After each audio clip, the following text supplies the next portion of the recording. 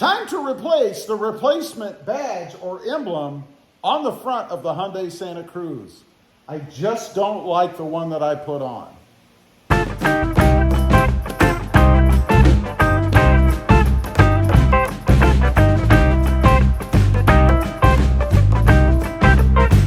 Well, good afternoon, everybody, and welcome back to Rob Motive MT.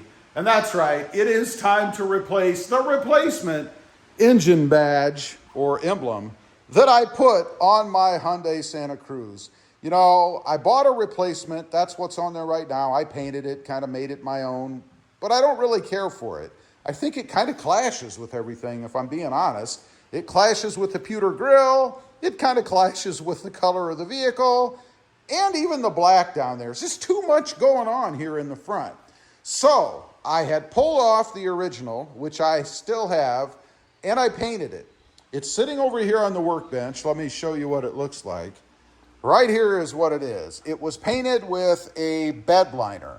And I think this came out really good. The way that the bed liner finishes, because it has a rougher finish to it or a rougher texture, kind of gives you a little bit of shininess, a little bit of sparkliness to it, but not overwhelming, not gaudy, and not tacky. So I've decided that this is the one that I like. So what I've got to do then is pull off the one that I put on over here. And I'm going to show you how to do that. I've had a few questions as to just how exactly I got it off, because I really didn't include that in the video when I came up with this one.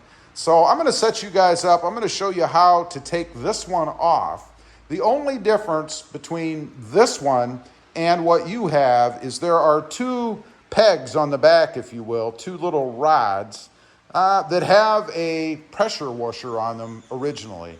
You're going to have to, unfortunately, break those. If you pull the original off, that's what I did when I pulled the black one over there. It was chrome off. I had to break those little tabs on the back. Not a real big deal, but just beware. It's not going to come off quite as easily as this one is. So let me get set up and I'll show you how to remove this. Okay, there's only really a couple of tools that you need for this. Maybe some plastic pry tools, and I highly recommend you use plastic, not metal. And then a feeler gauge. Now, if you're not familiar with a feeler gauge, they're just a bunch of very thin metal strips, if you will, to gap, particularly spark plugs or anything else. The reason you need these is because you have to get in between the emblem and the grille itself to depress a couple of tabs, or three or four tabs that are on the back of this. That's to get it pulled away a little bit, and then like I said, you have to break off the actual studs or rods that are back there, and I'll show you those at the end of the video when we get this off. So if you're thinking of doing this, you'll know where these are located. Now, like I said, first off, you want to find the thinnest one that has enough oomph to it that you can get behind the emblem itself. A lot of these are so thin that they're like foil basically, and there's too much give in them. You want to have something that's gonna hold its form, if you will, while you're pushing on stuff. So let me find the one that I'm gonna use. Let's see here. And you can see how flimsy those are. Obviously that's not gonna do anything for you, but there are thicker ones. I think I'm gonna start out with this one. This is a .012, and you can see it's a little bent, because that's probably the one I used before.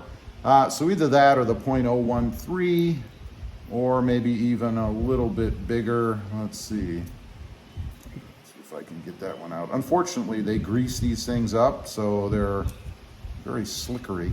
Or a .011. So one of these is what I'm gonna use to get behind here and depress the little tabs. So let's get started, see what we can do. I'm going to try to be very careful, of course, because I don't particularly want to damage anything. And I have a bit of a gap here right off the bat. And I can feel where it is. When I put it in like that, it's hitting right here. So I can feel where the actual tab is. So I'm going to pull that out reluctantly and go in right beside it. Actually, I should have probably just left it in and went sideways across the top because there is a little bit of space in there. And then trying to depress that little tab in there. So I'm gonna work on this. This is the basic way to do it. It's gonna be pretty boring for you to sit here and watch me finagle it, but that's the general process, just to depress that tab a little bit so you can get it to come out. We'll come back on in a minute and I'll show you more. Okay, you can see I've got the top two out a little bit, and it is good to have these metal pry tools just to hold it while you're working. If you look down here, you can see what I'm talking about, this little push out tab on top. That's what you're trying to depress with the feeler gauge while you're working this. So I'm going to continue on around. We have, let's see, we have a total of 6 of these. I've got 2. So I think if I get the ones off, and I already have the one off on this side, so if I get the ones off on the bottom, I think it'll just come my way. They really don't hold it on there too tightly. This is coming off way easier than the OEM will. You're not gonna get yours off this easily, trust me. But it is coming off pretty simply this way. I like that. It means I'll be able to reuse this if I want. So I'm using this one as a pattern to know where the other ones are. And there's one right here. So I kind of have to work that one a little bit. There we go. You heard it pop. That meant that I got the actual tab. And it may come all the way off now. Let's see. I'm hoping so. And hoping I didn't break anything. Now, this last one over here in the corner, it's going to be a little more difficult. And it's about right here under the bottom of the H. So we're going to get our feeler gauge in there. There. And it popped right out. So that's how you get them out. And I did not damage, I don't think. No, I did not damage any of the tabs, which is amazing to me that I didn't. Wow. I'm very surprised. You see it has these little nibs in here that kind of push out this way. And when you push it in right here on the slots, that's what holds it in. Now I did put some tape in here. I don't know if it contacted anything or did any good at all. I will reapply it once I have this painted. I am gonna paint this one because it has all the tabs on the back. The other one, I think I broke one off. Let's see. I didn't break any off, but I actually busted off some of the little nubs inside. So I'm gonna reuse this one. So time to do some more painting again. And then we'll let this sit and cure for a while, and then we'll put it back on. All right, we're all set up and ready to paint once again. What I'm using on this is just a truck bed coating in black.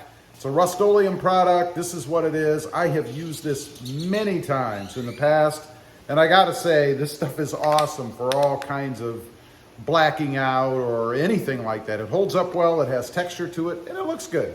So, we're gonna hit it. It's gonna be much quicker for you guys than it is for me.